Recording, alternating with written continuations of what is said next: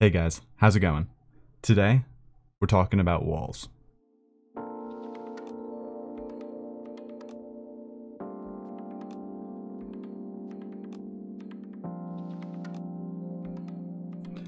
So, I don't think it's any secret that in Clash of Clans, walls have always been pretty much one of the most expensive things in the game.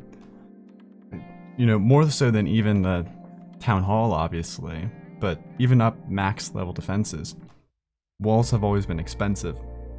And that was a point made just a few weeks ago by Beaker's Lab. I saw his video about that. And he mentioned that walls are ridiculously expensive and there's too much. They need to be reduced. And I get where he's coming from. And you know, I'll throw what he said up right now, just to not take him out of context. Okay, first of all, can we just say the price of walls? I mean, I know it's always been too high, but like the price of walls is too high. Yo, you guys remember that meme? That's like vintage meme. Anyway, the bottom line is, guys, the walls, one wall is more than the air bomb. That doesn't make any sense. I have previously discussed why I disagree with making things cheaper in the game, generally. Walls have always been expensive, though. That's just part of Clash of Clans. Right now, level 14 walls cost 6 million to upgrade. Not actually today, because as of today, we have 50% off all buildings, but that is the standard price right now.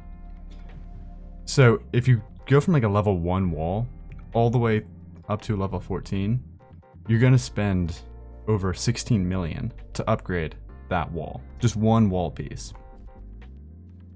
But it's also true that walls have been made a lot cheaper than they used to be at the lower levels. For example, level 8 walls, skull walls, when I started playing and up until a few years ago, they cost 500,000 to upgrade. Now they're 150. Level 9 walls were 1 million, and now they're only 300,000. That was a massive reduction.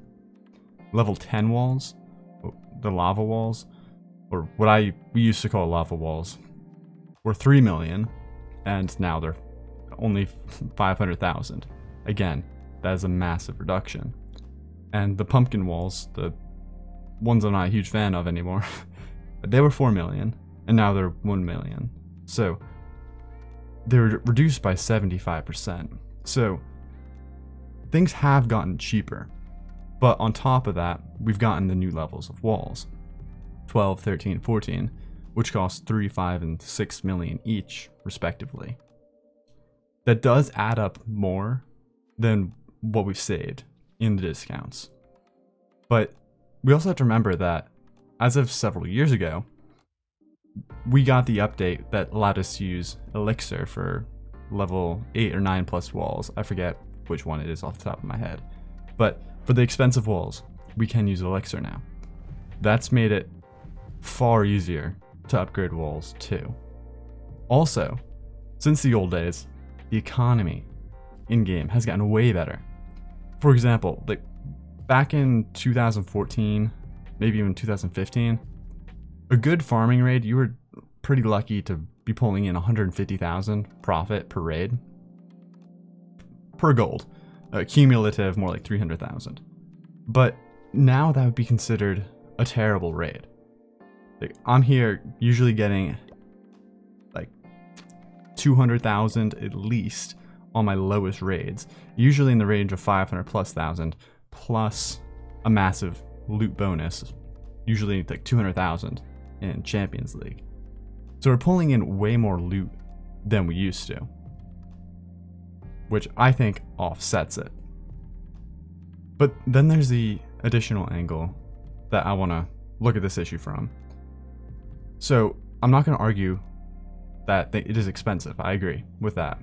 But is there any benefit to having buildings in the game that we can spend a lot on that are really difficult to get?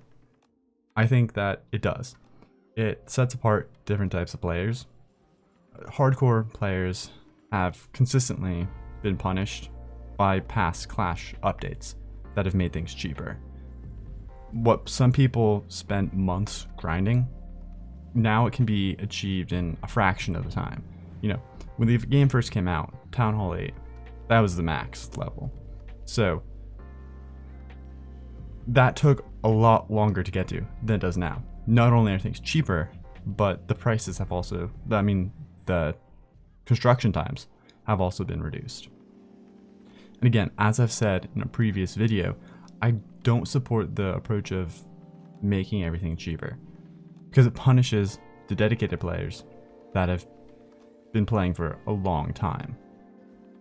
So I would be careful when asking to make buildings cheaper.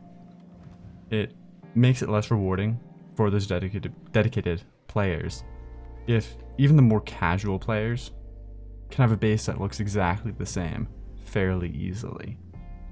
Walls were always the reward for players who were willing to put in that extra time and effort to have something that stood out from the crowd. That said, I do agree with Beaker in one way, and that is we should get new mechanics to make walls more difficult, or if not walls, other things.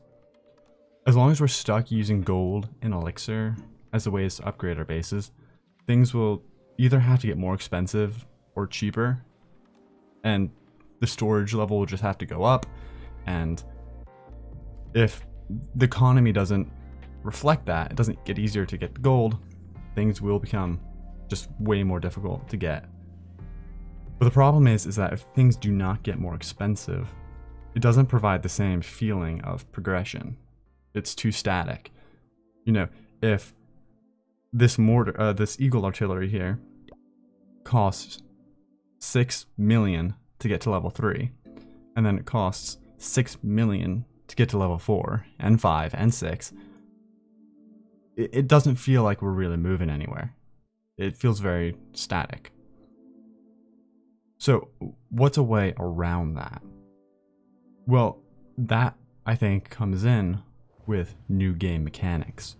We need to have new challenges and novel concepts in the game to provide a sense of progression without using the same banal grind of elixir and gold. Because yeah, we're gonna get stuck using that if we don't innovate and come up with new ideas to provide new challenges that are fun and not monotonous. But that's my main thoughts on the issue. I would love to hear your guys' opinions in the comments. But that's about it for this brief opinion rant. If you sat through it all, thank you for listening as usual. I don't know why you did, but I appreciate it. I hope you have a good one.